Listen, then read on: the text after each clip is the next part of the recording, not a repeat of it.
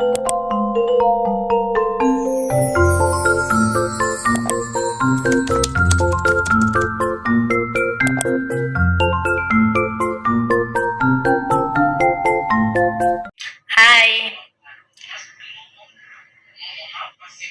kita live random aja ya, gue nggak males gue. Ntar gue kepancing lagi, main gue kesini-sini orangnya emosian banget, gila, capek.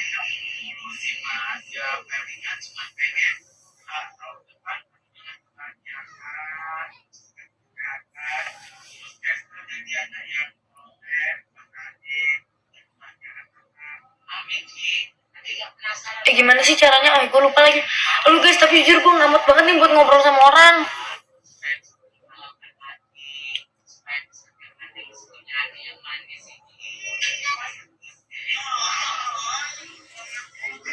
Iya, lagi jibet.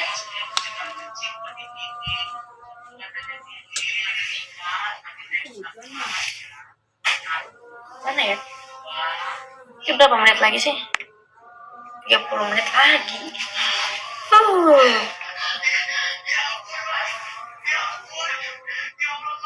ya, kalian mau tahu nggak sih, di lokasi syuting kita yang lama tuh ada, aku udah cerita belum sih tentang kisah horor lo kok?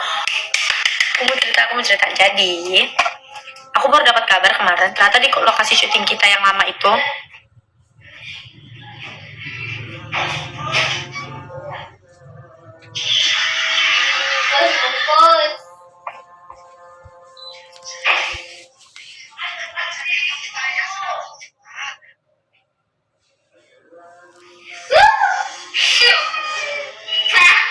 katanya, jadi gue kemarin dapat cerita nih, sawangan lama tuh yang sawangan apa, yang sawangan golf itu tuh sebelum kita pindah ke kan ini kita udah pindah ke lokasi baru nih, kan lokasinya deket ya, kalau lokasinya dekat kita pindah ke lokasi baru kan. Nah, jadi ekstras ini ditaruh di hotel kita, hotel yang pernah kita tempatin di Sawangan Golf itu, di lantai 3. Tapi dulu itu waktu kita tinggal di hotel itu, lantai 3 itu nggak pernah keisi, selalu kosong dan selalu gelap gitu.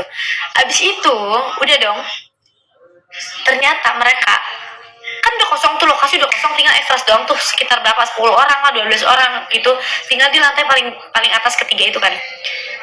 Jadi mereka ngomong, kalau dulu waktu kita udah tinggal di tempat itu, setiap malam selama mereka seminggu tinggal di situ, itu mereka dengar, dulu kita tuh di lokasi itu, di hotel itu tuh suka lari-larian kalau malam guys, suka bercanda, lari-larian, jambak-jambakan gitu-gitu, yang kayak di lorong itu tuh penuh dengan kita, di lorong tuh kita nongki gitu-gitu, kita main gitu kan.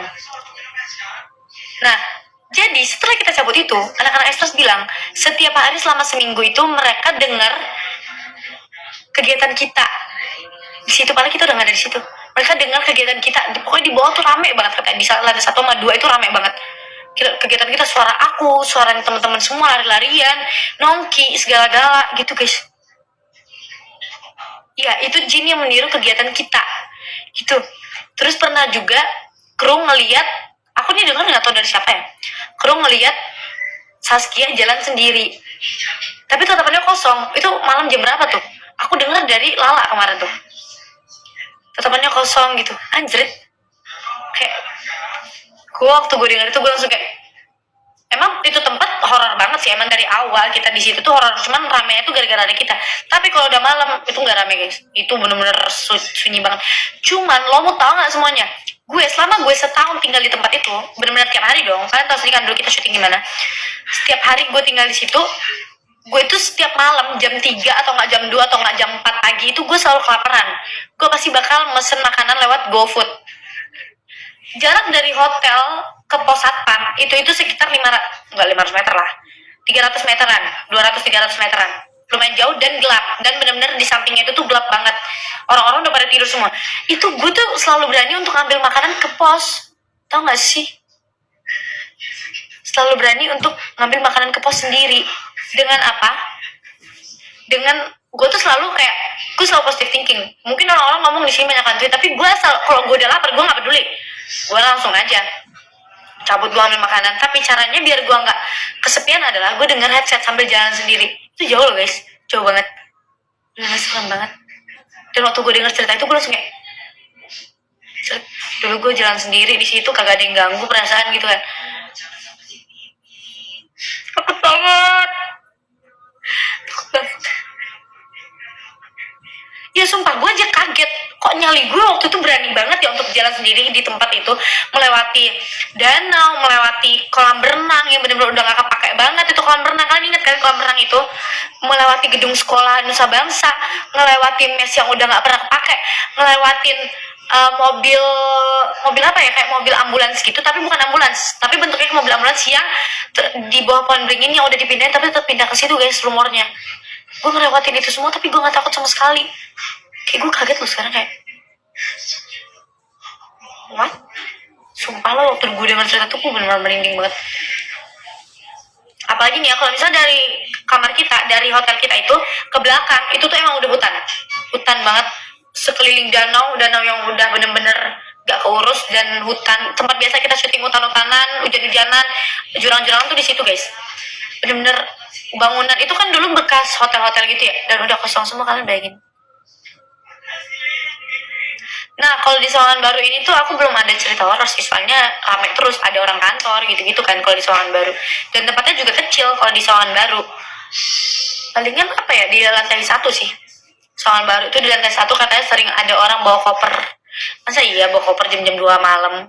Kalau di atas tuh sering ada orang ketok-ketok, padahal itu lantai 3, tapi ketok-ketoknya di atap.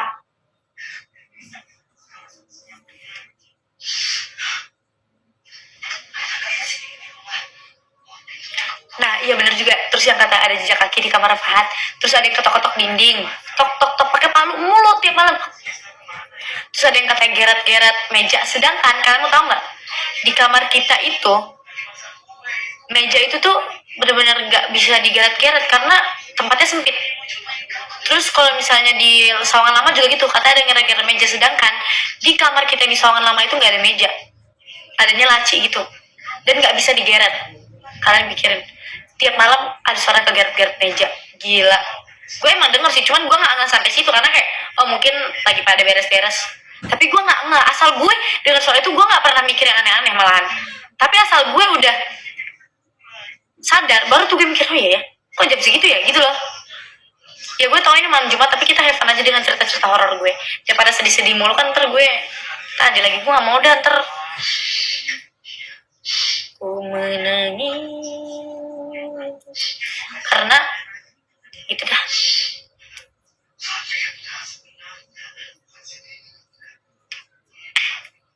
Lanjut lagi ya.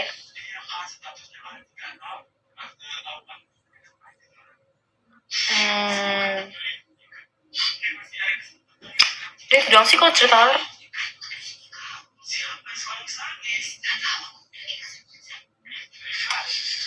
Kalau di Sawangan Baru tuh sering ada cewek kan.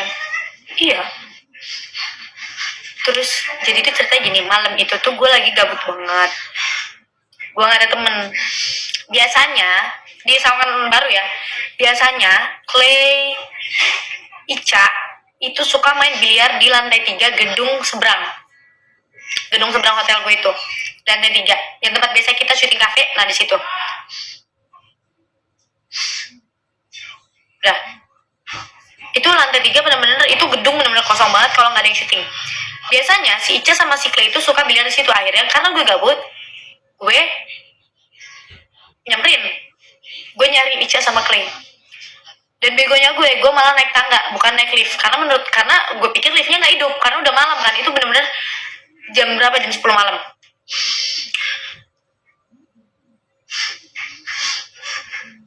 Abis itu kok gue jadi takut beneran ya. Lanjut aja lah ya. Abis itu gue naik, nggak ada orang. Gue kayak, aduh anjir gak ada orang, takut banget gue langsung lari tuh. Gue lari ke bawah, bener-bener gue takut banget. Ternyata si Clay sama Ica gak ada di situ. Gue gak tahu mereka di mana. Sebel banget gitu. Karena yang terakhir gue tahu adalah gue telepon mereka, dibilang di apa tuh, di tempat biliar. Tapi giliran gue ke situ mereka gak ada, men. Dan waktu gue cari mereka di kamar masing-masing. Coba tuh lihat belakang, siapa yang di belakang? Gak ada. Itu adik aku. Gak takut sih aku kalau misalnya di rumah ini, gak takut karena kayak udah. Terus yang jawab siapa? Gak tahu. gue langsung gak mau bahas itu karena kata bulan itu sama kayak mama. Bulan itu punya indra keenam, by the way, katanya sih gitu. Bulan itu sama kayak mama, punya indra keenam.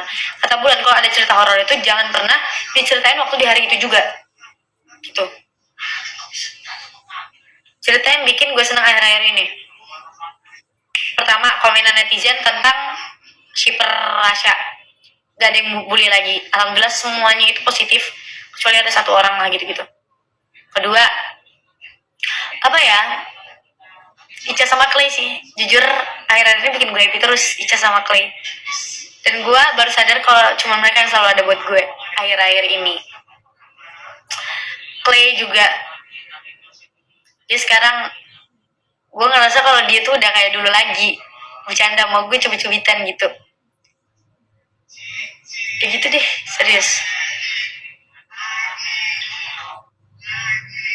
Abis itu apa lagi ya? Mereka berdua deh yang bikin gue happy.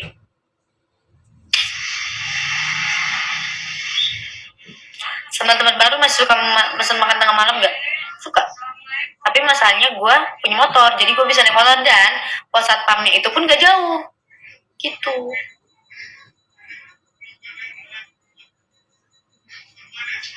Terus yang bikin gue happy akhir-akhir ini adalah apa ya? Nggak tahu sih, jujur aja nih ya.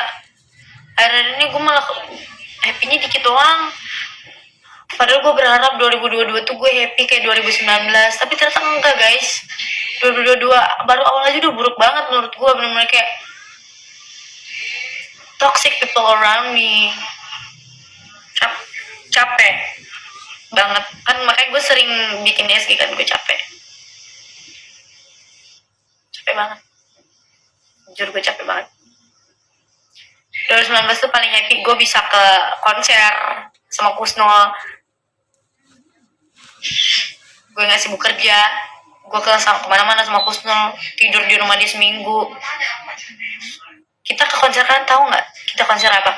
Kita konser With The Face. Kalian pikir aja, ada Annie Mary, kita 3 hari berturut-turut kita pergi ke konser itu. Semakin bertambah umur semakin capek ya, dan ternyata gue baru sadar semakin dewasa tuh semakin capek, dan semuanya itu ada, dan semua tantangan itu ada. Gue capek guys, gue capek anjir. 2022 capek, 2021 capek, tapi kayaknya lebih capek 2022 deh nanti. Soalnya lebih banyak yang harus gue hadapin lagi. Makin lama juga gue makin tahu orang-orang kayak gimana sama gue. Dan gue makin tahu orang-orang mana yang stay sama gue, mana yang enggak, orang-orang mana yang baik sama gue, mana yang enggak. Dan semakin biasa teman kita pada hilang.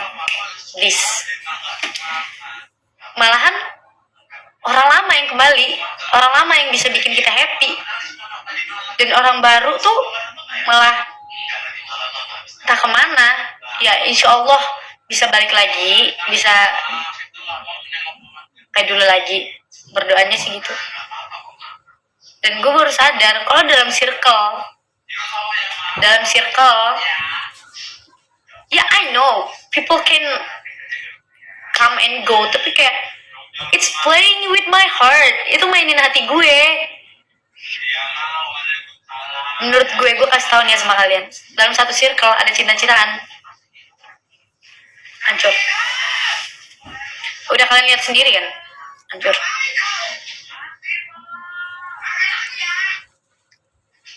Makanya gue sama Kusnul gak pernah suka sama satu cowok yang sama, gak pernah. Dan sampai sekarang apa? We are fine.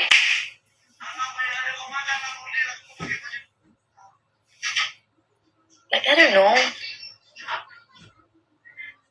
Makanya akhirnya pun gue sama Clay memutuskan untuk benar-benar bersahabat. We are fine. Lo butuh gue bakal ada. Gue butuh lo harus ada. Saling membutuhkan, saling care. No hurt feelings. Sayang banget sama Neng banget. Satu orang yang paling gue sayang di hidup gue selain orang tua, selain keluarga gue, itu Kusnul. Gue apapun yang terjadi gue selalu cari dia. Apapun yang terjadi gue selalu cari dia. Makanya gue sama Kusnul tuh dari awal kita sahabatan menerapkan jangan pernah kita suka sama satu cowok ya Nul. Iya, sampai sekarang gak pernah suka sama satu cowok, gak pernah. Kalau punya pasangan jangan terlalu dikenal ke teman. Gue udah berpengalaman banget sekarang karena ini kalian note ya, itu kalau punya pasangan jangan terlalu dikenalin ke teman kita, karena gini, kalau misalnya kita nggak ada, mereka pasti main.